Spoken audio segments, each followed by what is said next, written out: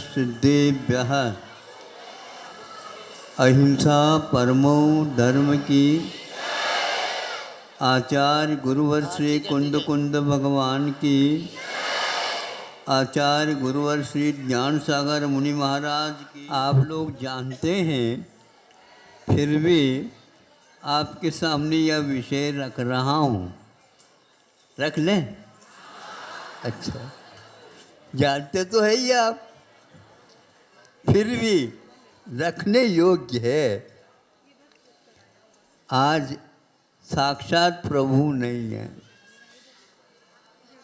रिद्धिधारी मुनि महाराज आज नहीं मिल रहे हैं। फिर भी परंपरागत जो जनवाणी हमें उपलब्ध होती है, उसके आधार पर बड़े बड़े आचार्यों ने आज तक काम किए हैं। मोक्ष मार्ग देखने को नहीं उपलब्ध होता। जैसे आप लोग गाड़ी घोड़े के द्वारा आ जाते हैं तो रास्ता तो दिखता है, किंतु आज मोक्ष मार्ग क्या है यदि कोई पूछता है तो क्या बताएं भैया? बड़ा विचित्र प्रश्न है, लेकिन इसका उत्तर भी ऐसा ही है। ये देखने योग्य नहीं, यदि दिखाने योग्य नहीं, देखना चाहें तो श्रद्धा की आँखों से दिख सकता है। इसके आगे हम कुछ भी नहीं कर सकते। थोड़े से आप लोगों को याद दिलवा दूं।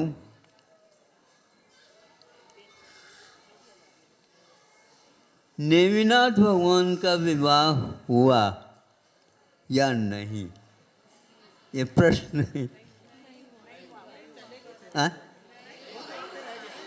बारात चली गई थी क्या नहीं?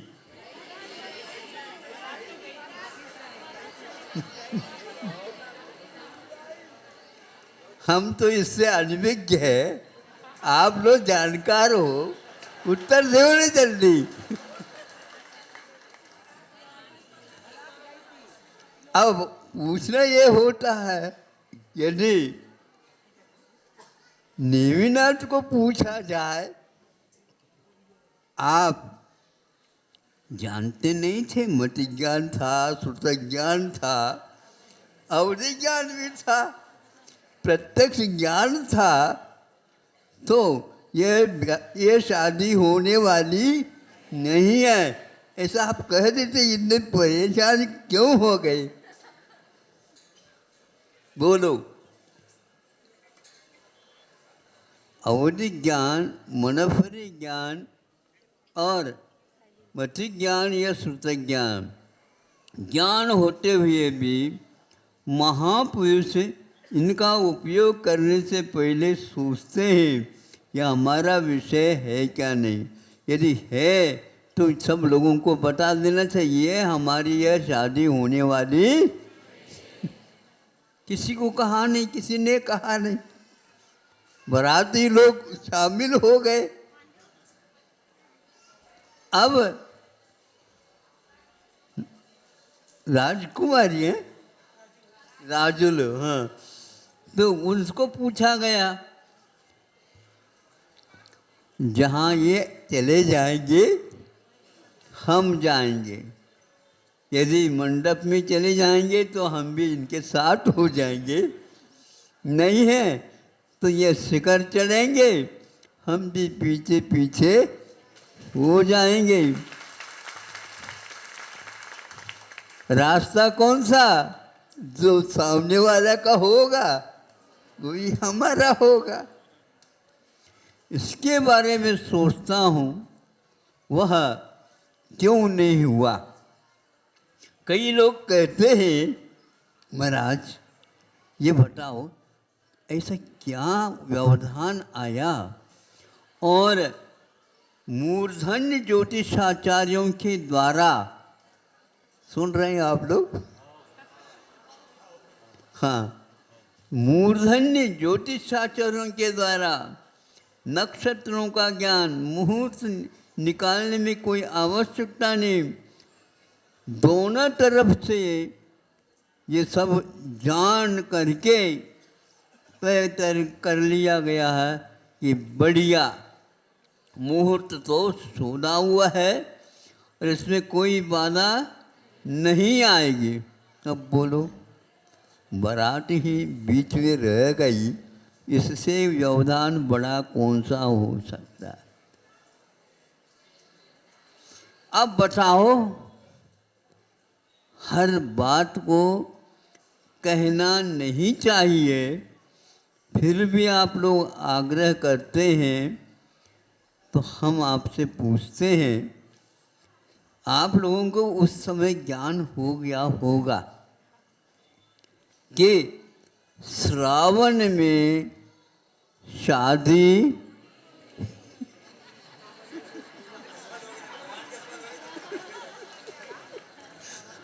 अब बोलो, श्रावण में आज आप लोग शादी क्यों नहीं करते? हमें अपने राजुल को सुरक्षित रखना है।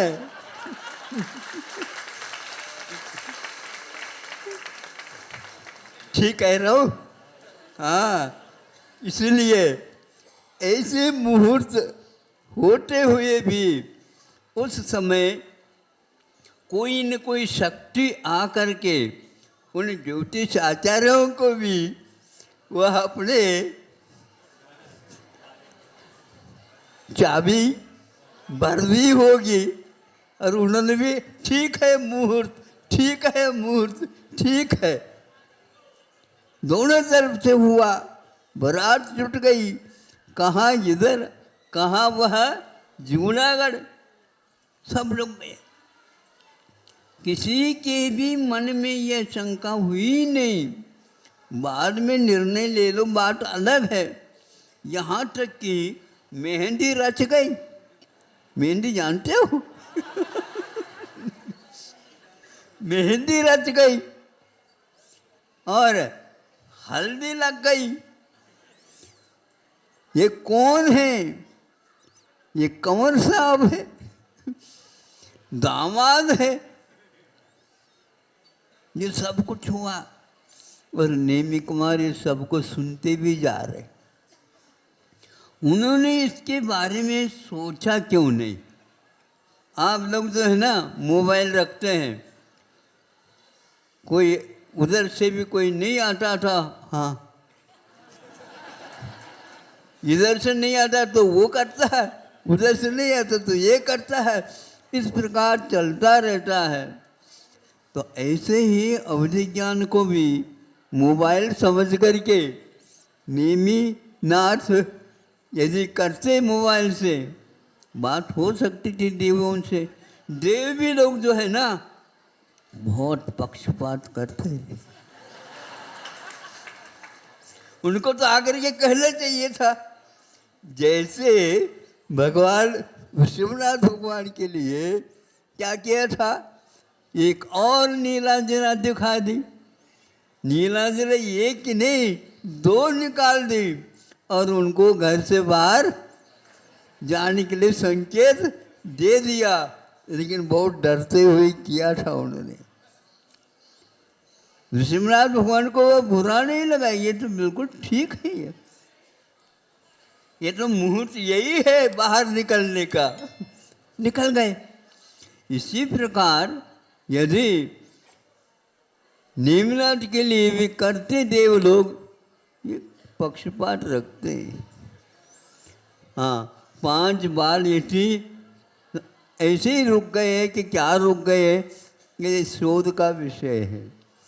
जब अवधि ज्ञान वाले भी शोध नहीं कर पा रहे हैं और आप आज थीसिस शोध प्रबंध लिखना चाहोगे, कहाँ तक पहुँचोगे? ये सब बातें जनवाने में नहीं आती। ये तो जब तक वह घर से बाहर नहीं निकलता तब तक ये बात चलती रहती है और उसमें भी कई गलतियां हो सकती हैं और इसका नाम ही छद्मस्त।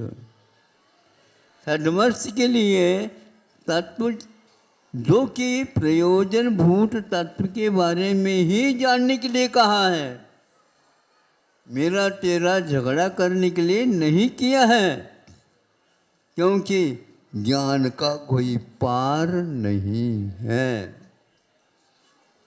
जानने योग्य है वही जानो, नहीं तो संकल्प विकल्प का फल होता है संसार। महापुरुष इस प्रकार, इसी प्रकार रामायण का है। दोनों से वर और वधू दोनों तरफ से मुहूर्त निकाले गए। अब बोलो, इतने व्यापक है। निम्नाथ तो जैनियों के साथ थोड़ा सा व्यापकता रखते हैं, लेकिन राम की कथा तो सारे विश्व में फैली हुई है। वहाँ पर भी यही हुआ। यदि सीता के साथ उनका हुआ संबंध हुआ तो आप लोगों को याद है, ज्ञात है, सुना है, पढ़ा है, सब कुछ किया। आँखों में पानी आए बिना नहीं रहेगा, केवल महिलाओं को ही नहीं, महाराजों को, कवियों को भी जब लिखा है उस समय उनको भी आंखें नम हो गई होगी। नम क्या महाराज, 64 धार हो गई होगी। हाँ, ऐसे दंडक वन में कैसे रह गई, किसी ने मुहूर्त सोचा ही नहीं होगा। बताओ महाराज, आप मुहूर्त अच्छे निकाल दो, हमारा भी कार्य अटके नहीं। ऐसे भैया वहाँ जाओ वो लोग जानने वाले हैं और वहाँ पर ठीक नहीं निकल पा रहा है, इसलिए मुहूर्त के नहीं देखना चाहिए। इसके मैं पक्ष नहीं कर रहा हूँ, लेकिन जो होता है वह कर्म की रेखा के समान ही होता है। इसी प्रकार हमें समझना चाहिए, कोई भी कार्य बिगड़ भी गया तो हमारे कर्म का उदय है। ठीक है ना? आपको बात समझ में आ रही है? इसीलिए घर में पति और पत्नी का, माता का, पिता का, भाई का, बहन का, भाई भाइयों का कभी भी संघर्ष नहीं होना चाहिए। इनमें इनका कोई दोष नहीं है और हमारा कर्म का उदय है और हमें तो भोगना ही पड़ेगा, किसी से जो रुक नहीं सकता। अरे महापुरुषों को जब वह नहीं छोड़ता है, फिर हम कौन से वन की मूली है बताओ? हाँ, आप लोगों को यह विषय समझ में आ गया, क्योंकि मुझे बहुत बार बार ये खटकता है। तो हमने कहा भैया अपने कांटा स्वयं ही निकाल लो। अब आप लोग जा कर के कहेंगे, देखो सुनो, यह व्याह का जो विषय है यह अपने अपने कर्मों के अनुसार ही होता है। हाँ, इसमें आप कैसे भी मुहूर्त निकालो, मुहूर्त निकालने के उपरांत शादी हो भी जाए तो भी वही जो होगा फल कर्म के अनुसार होगा। और इसके ऊपर विश्वास जो रखता है वही विवाह के लिए हाउ कह देता। यदि यह जिम्मेदारी लेने की क्षमता नहीं है, किसी को बाध्य नहीं करो। क्या समझे? आपके कहने से तो हम तो फंस गए। कभी कभी आपस में थोड़ा सा संघर्ष हो जाता है तो आ करके कहते, पति पत्नी दोनों आ गए, नमस्ते महाराज आशीर्वाद दे दो। क्यों, क्या बात हो गई? क्या क्या बात हो, आप तो समझते हैं ही नहीं।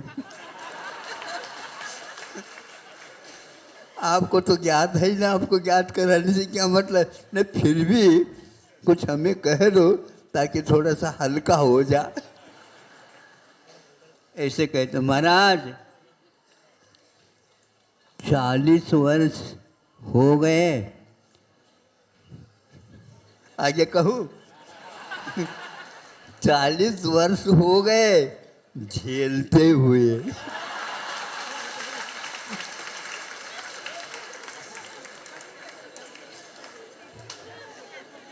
झेलते का अर्थ क्या होता है महाराज, आपको हम क्या कहें, अब किसी को कहियो नहीं। है?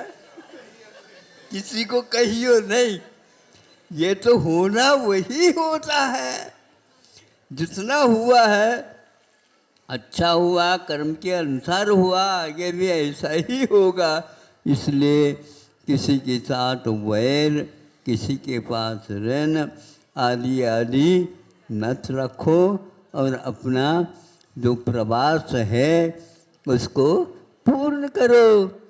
कभी भी दुख में और सुख में धनवानी कहती है बेटा तुम रो नहीं और हंसो नहीं। ये एक पिक्चर है, ये एक सिनेमा है, ये एक नाटक है, उसके अनुसार मंच पर करना होता है। भले ही कोई आंसू नहीं पहुंचने वाला है तो स्वयं ही नहीं समझे, स्वयं ही करो, और दूसरे को करते समय दूसरे के सामने हाथ रखो, वो देख न सके, क्योंकि सबका यही पुराण है। इस प्रकार अपने कर्मों को भोगने के लिए यहाँ पर आए हैं, तो अपना धर्म का भी अनुपालन करो। और याद रखो बड़े बड़े महापुरुष कदम उठाएं तो वह कभी पीछे नहीं लेते हैं, उन्हीं के वंशज हो आप। इसलिए ये परंपरा, वंश परंपरा से जो काम हो रहा है ये बहुत सौभाग्य से हो रहा है। 4 पुरुषार्थों का विवेचन आप लोगों के लिए किया गया है, उसके अनुसार चलोगे निश्चित रूप से भविष्य भी सुंदर ही रहेगा, उज्जवल रहेगा। और किसी से कुछ मांगो नहीं, प्रभु से यदि मांग सकते हो तो हम और कुछ नहीं चाहते हैं, केवल आपका समागम हमें आगे भी मिलता रहे। अहिंसा परमो धर्म की।